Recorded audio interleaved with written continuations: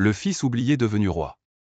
Dans un quartier défavorisé, coincé entre des ruelles poussiéreuses et des maisons délabrées, vivaient deux frères, Yanis et Nassim.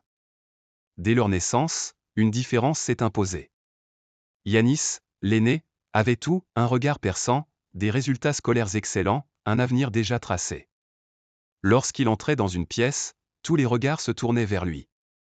Leur mère, Fatima, répétait sans cesse.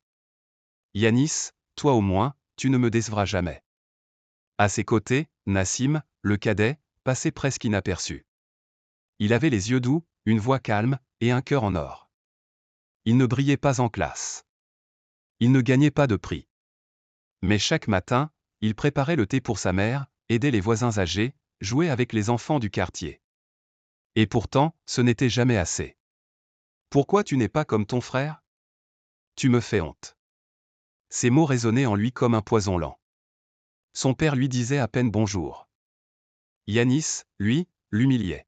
« Tu crois que ta gentillesse va te nourrir ? Tu seras toujours un bon à rien. » Une nuit, Nassim pleura en silence. Il avait 14 ans. Il regardait les étoiles depuis le toit, le ventre vide, le cœur brisé. « Je ne sais pas pourquoi je suis né, mais un jour, je trouverai une raison. » Le destin frappa à une heure inattendue. Un après-midi d'été, Nassim croisa un vieil homme luttant pour porter des cartons dans la rue. Sans réfléchir, il accourut pour l'aider.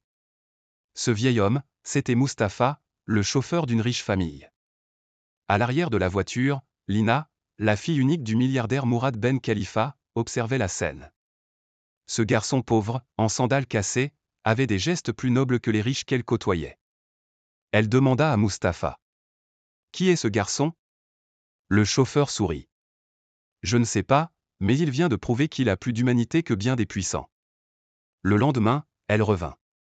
Elle trouva Nassim au même endroit, assis sur un banc, lisant un livre abîmé. « Salut.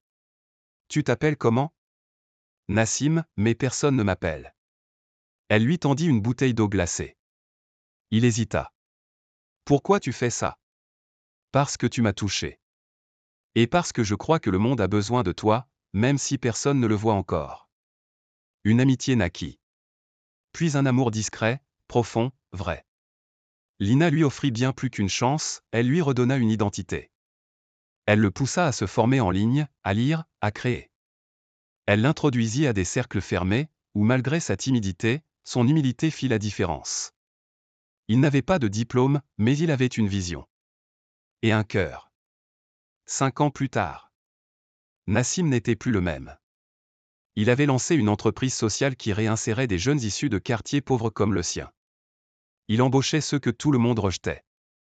Il donnait des discours qui faisaient pleurer. Il avait des investisseurs du monde entier. Et Lina était à ses côtés, fière, amoureuse, enceinte de leur premier enfant. Un jour, Nassim revint dans son ancien quartier. Sa mère, Fatima, le vit descendre d'une voiture de luxe. Elle n'en croyait pas ses yeux. Yanis, lui, l'observait en silence. Sa propre vie était un échec. Trop d'arrogance. Trop de mépris. Trop tard. Nassim ? Oui maman. C'est moi. Je t'ai fait du mal. Il posa une main sur son épaule. Je t'ai toujours aimé, même quand tu m'ignorais. Mais aujourd'hui, je suis un père. Et je veux offrir à ma fille ce que je n'ai jamais eu, un foyer où l'amour ne dépend pas du mérite. Et c'est ainsi que le garçon ignoré devint l'homme le plus respecté.